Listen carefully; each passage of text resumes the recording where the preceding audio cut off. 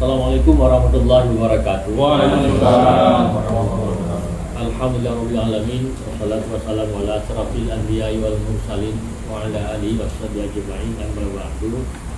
Yang saya hormati Pak Ismail Khan sebagai Ketua PGMI, kemudian Pak Sekjen Yayasan Nusantara, kemudian Pak Gunawan sebagai moderator, serta rekan-rekan jurnalis sekalian dari yang tergabung dalam PGMI, rekan saya Mbak Luli. Terima kasih atas undangannya Pak Ismail. Saya membanggakan saya bisa bicara di tengah-tengah rekan-rekan wartawan yang orang, saya itu orang yang tidak pernah patah semangat dalam mencari berita untuk menyiarkan, untuk menyiarkan kepada bangsa ini, sehingga permasalahan-permasalahan yang mungkin kita masih gelap bisa dibuka secara terang oleh teman-teman wartawan sekalian. Dan memang topik ini topik yang memang menurut saya berat nih Pak Gunawan. Insya Allah ini luar biasa. Kita harus menyampaikan kepada teman-teman bahwa Mercy sebagai sebuah organisasi yang memang kita konsen di bidang kemanusiaan, konsen di bidang emergency, yang memang harus terdepan ke depannya. Jadi ada case-case yang menyangkut tentang kemanusiaan, apakah itu konflik horizontal, vertikal, bencana segala macam, kita harus terdepan dalam memberikan bantuan pada koridor emergency. Ketika emergency Pak, itu kita mendadak Pak, itu nggak bisa kita tunggu waktu itu lebih panjang, kita harus segera kita hadir di situ. Dan mudah-mudahan atau bisa Rizal sebagai perintis awal, Allah memberikan pertolongan gubernurnya, amin. Dan beliau yang meletakkan dasar-dasar perjuangan, dasar-dasar kegiatan aktivitas Mercy yang memang sampai dengan hari sudah terpola. Jadi mungkin salah satu case mungkin Cianjur kali pasal case yang lain juga saya coba bicara coba cerita, karena cerita bencana ini nggak jauh-jauh amat ya. Jauh amat. Nah, dalam sebuah organisasi yang bisa bergerak itu ada dua unsur. Pertama, harus ada, kata orang Aceh itu harus ada peng, ada uang, money, dana yang besar. Ini bisa bergerak organisasi. Ini dikuasai oleh organisasi-organisasi atau lembaga-lembaga tertentu yang memang mereka itu concern di situ. Atau bisa dari luar, misalnya mungkin bencana besar yang bisa menggerakkan orang cepat mungkin, membiayai cepat mungkin, itu jalan organisasi. Nah, yang kedua adalah organisasi yang punya ideologi. Ada ideologi. Jadi Mercy karena bukan organisasi kaya, kita masuk organisasi yang punya ideologi. Nah, walaupun ada orang yang coba untuk melemparkan isu kalau Mercy uangnya nggak berseri gitu, bantuan dari Teheran, ada juga yang ngomong seperti itu. Nah, kita senyum-senyum aja Pak, kan senyum aja. Dan ideologi Pak, nah ideologi ini yang membuat Mercy ini bisa langgeng, bisa bekerja lama, bisa maksimal, bisa tahan banting karena ideologi. Jadi sebaik-baik kamu ada orang yang bermanfaat bagi manusia, itu kita pegang. Jadi inilah yang membuat kita sampai hari ini itu masih bertahan. Melalui itu di mana-mana beliau bertahan, tapi bertahan di Mercy. Saya di mana-mana dia bertahan di Mercy. Jadi ideologi ini Pak yang kita tanamkan. Jadi kita dalam setiap pertemuan kalau kita katakan bahwa keikhlasan itu dalam Mahrum selalu mengatakan bahwa keikhlasan itu adalah nomor satu bagi Mercy. Dan keikhlasan itu kita punya kekuatan yang besar dalam melaksanakan aktivitas kemanusiaan. Jadi kalau keikhlasan itu nggak ada Pak, itu repot. Kita nggak bisa bertahan lama. Nah, jadi jika ada kasus NGO yang terlibat masalah ya, kita tahu, ya, kita tenang-tenang aja Pak. Kita tenang-tenang aja. Kenapa? Karena kita nggak pernah berpikir masalah uang. Saya sebagai ketua presidium itu saya nggak dibayar. Saya kemari, saya harus meninggalkan sekian banyak pasien, itu saya bertemu sama teman-teman di kantor atau di mana-mana. Setiap kita meninggalkan tempat Bang untuk beraktivitas atau membantu kegiatan kemanusiaan, kita harus meninggalkan pasien. Teman-teman ada yang bedah harus ditinggalkan atau dikasih sama teman yang lain. Contohnya teman yang berangkat ke Afghanistan, ada yang backup ya. Bayangkan Dr. Yusri Rizal Pak, si pasien itu banyak sekali, dia harus tinggalkan itu saya ideologi. Kalau misalnya orang tidak punya ideologi, dia mesti hitung-hitung. Saya kok pergi pasien sekian, operasi sekian, berapa puluh juta sehari. Itu masih ada itu. Nah, oleh sebab itu Pak, Jadi kita dulu punya satu semangat bersama teman-teman adalah bagaimana dalam setahun kita cari uang, tapi ada 1 bulan. Nah, ini satu kata terusi 1 bulan kita ini berjihad pada bidang kemanusiaan. Jadi 11 bulan kita cari uang, 1 bulan kita berjihad. Nah ini dasarnya Pak, dasar kenapa Mercy itu masih bertahan sampai dengan hari ini, karena ada ideologi itu, ada keikhlasan, ketulusan yang kami bangun itu bersama. Dan dulu Pak lebih parah lagi dulu Pak, dulu teman-teman tuh nggak mau diekspos. Jadi ketika dia turun ke lokasi-lokasi bencana, dia nggak mau diekspos. Jangan, itu kan ada pertentangan di antara kita itu bahwa itu ria itu bisa mengikis amal kita, itu ada seperti itu. Jadi kalau Bapak lihat bahwa kita dokumen itu Pak, bahwa tahun 2010 Pak itu sangat sedikit sekali karena kita prinsip kita bantu-bantu. Setelah itu kita pulang sudah selesai.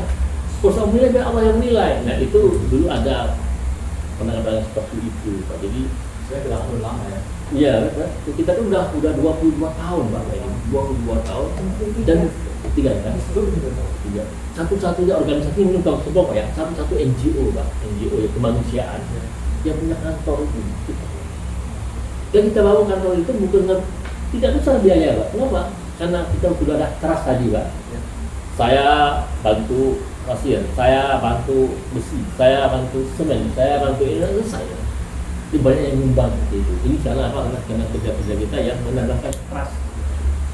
Dan kemudian teman-teman karena udah sering pegang mungkin dari ribuan misi kemanusiaan yang kita kirim Pak, ribuan mungkin Pak. Dari Sabang, dari Aceh sampai dengan Papua.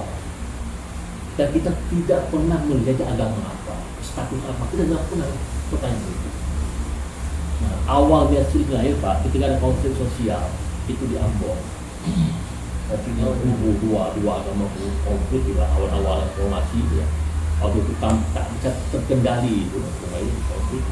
Dan Mercy bisa masuk ke kelompok A, bisa masuk ke kelompok B. Mercy bisa melakukan operasi pada ruangan yang sama itu, yang satu bilang Allahu Akbar, yang satu bilang Haleluya. Nah, kita bisa melakukan itu. Ya, jadi Mercy betul-betul melihat aspek-aspek kemanusiaan. Ada aspek-aspek kemanusiaan ini adalah menyangkut semua agama, semua status sosial. Jadi ini mengakibatkan kita bisa masuk mana-mana, kita komunikasi semana-mana, dan muncul trust, kepercayaan dari semua kelompok pada kita.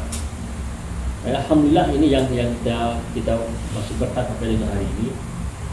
Dan kemudian memang teman-teman karena terbiasa Pak mengirim tim, kita tahu Pak ketika ada bencana itu tanpa saya instruksikan, bencana tanpa saya instruksikan.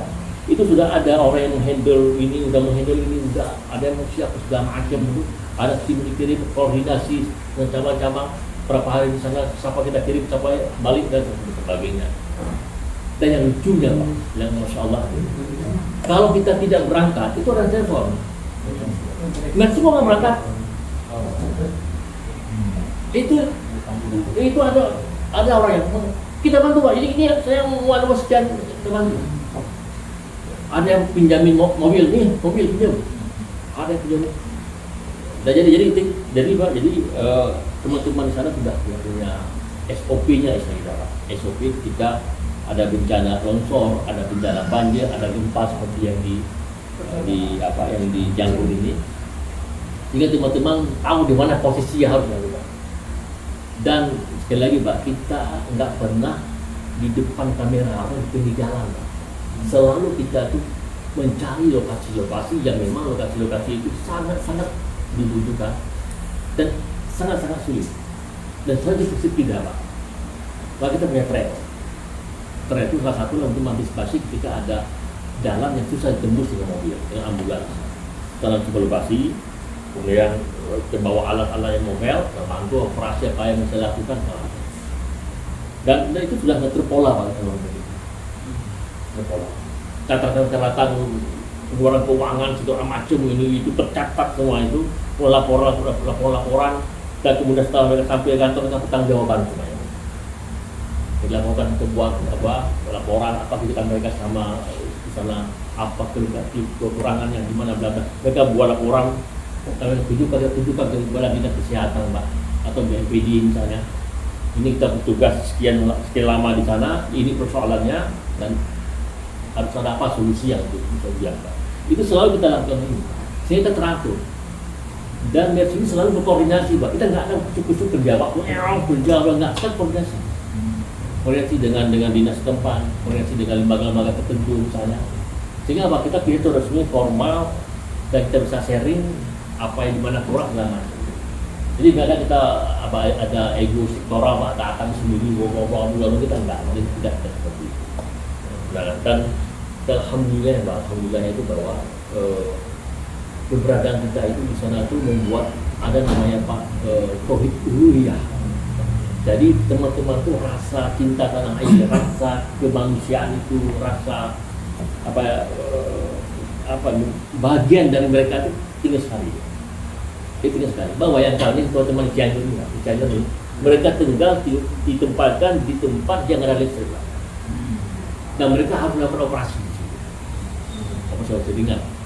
Dengan bantuan senter, api, dan di sana. Dan kita menitipkan kepada teman-teman bahwa kalau kalian di lokasi, jangan cari lokasi yang diserang oleh kamera. Jangan. Kalau lokasi yang itu orang nggak ingat di situ lah. Kalau dulu, Pak, dulu itu memang belas awal sekali. Ya sekarang untung ada besok. Tahu lah bahwa ada aktivitas di situ. Gitu. Dan memang banyak cerita-cerita Pak yang kita lihat bahwa pemerintah kita ini tidak siap. Padahal kita juga negara yang paling kerap dengan bencana, tapi kita tidak pernah siap dengan bencana. Selalu kalah kabur, selalu. Dan kemudian rancangan kota itu nggak ada aspek-aspek bencana semua masuk. Contoh dari jauh, Kota Langsa, banjir besar. Kita lihat bagaimana tata kotanya, bagaimana paretnya, salurannya, kemudian bagaimana hutan yang ditebang dulu. Jadi nggak ada berpikir bagaimana kota ini dirancang, Pak. Ketika ada begini identitasnya, yang terjadi nggak ada. Nggak ada.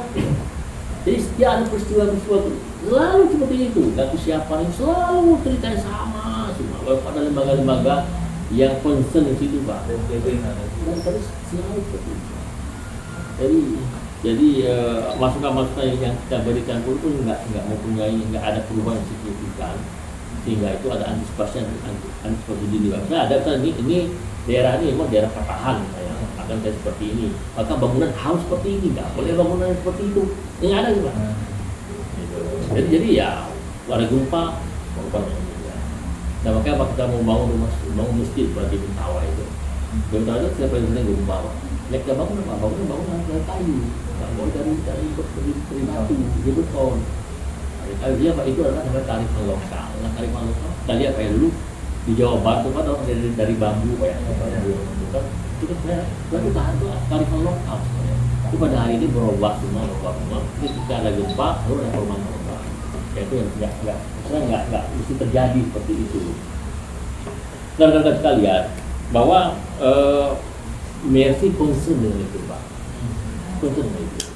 Dalam sebab itu kita selalu merekrut relawan-relawan itu, dan ketika kita rekrut kita katakan bahwa tanggung jawab Anda besar di bidang kemanusiaan.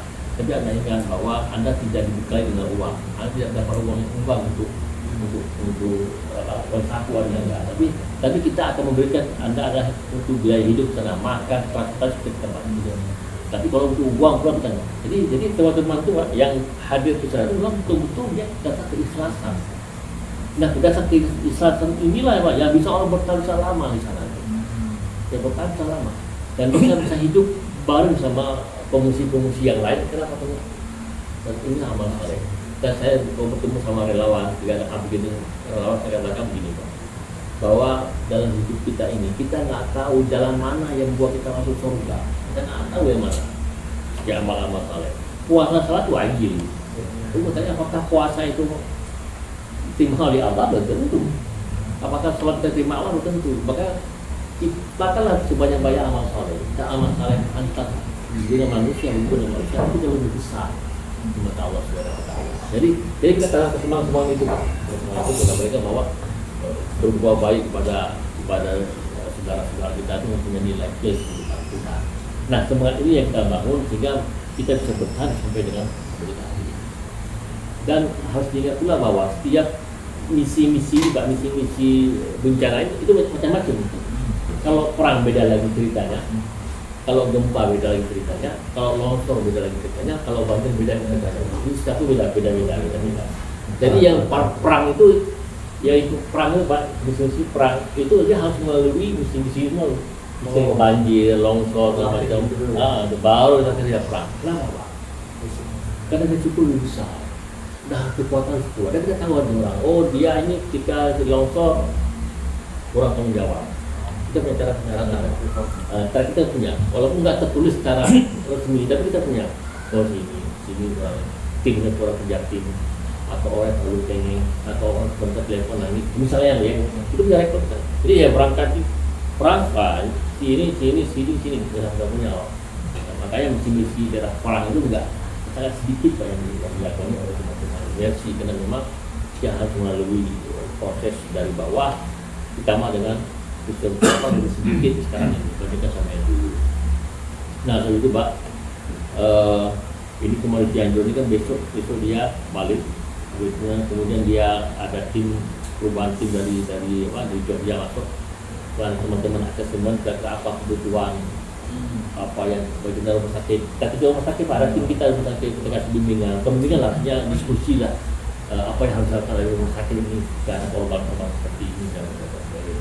Jadi kita itu biasanya itu ada namanya hospital base, ada namanya mobil.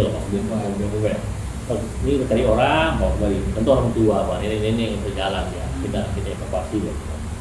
Biasanya kalau rumah sakit yang kena gempa pakai pada Priaman itu tuh orang shock.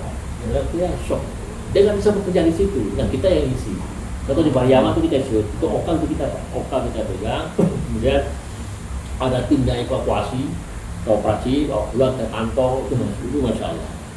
Sekali lagi bahwa kita kurang. Jadi apa yang kita lakukan dengan dokumen sangat sedikit. Sangat sekali. Contoh di Aceh di tsunami Pak, cepat kita datang Pak. Kita bangun Labu, semua bandar Aceh putus Pak. Itu teman-teman tunggu 10 tahun Pak membawa makanan sampai ke Labu. Tapi nggak ada berita, nggak ada post baik kita yang ada. Nah, begitu nanti ada penghentian dari Jogja Pak, Jogja balik, dan kemudian akan ada teman-teman yang lain. Tapi harus kita ingat bahwa Cianjur ini kan diapit oleh 2 provinsi hebat, DKI sama Jawa. Jadi beda misalnya kalau di Lombok, atau di Papua, jauh itu lebih sulit lagi. Ini mungkin nggak terlalu lama Pak ini bisa dihitung. Karena persoalan kan saya kayak rumah rusuh, ini kan harus pemerintah ya seperti itu. Kemudian kalau misalnya yang sifatnya patah-patah mungkin lebih cepat evakuasi. Pokoknya yang Cianjur ini lebih cepat, walaupun ada beberapa case yang memang belum merata, tapi saya memprediksikan itu nggak terlalu lama. Apalagi Pak Ridwan Kamil ini, Masya Allah itu lebih care Pak ini dia, lebih care, karena dia tak membongkar mana turun, dia kali itu Pak. Nah, tapi ada hal yang unik Pak. Hal unik adalah bahwa masyarakat ini Pak, itu sangat percaya sama kita ketika kita turun. Nah, saking percaya Pak, jadi ekspektasi terlalu besar, kita yang puyeng Pak.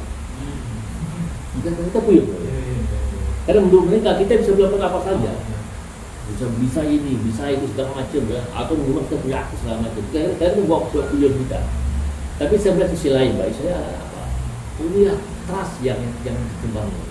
Contoh misalnya ada orang korban, kemudian kita bagaimana bisa meningkatkan semangat mereka Pak. Ada kepala Ustaz.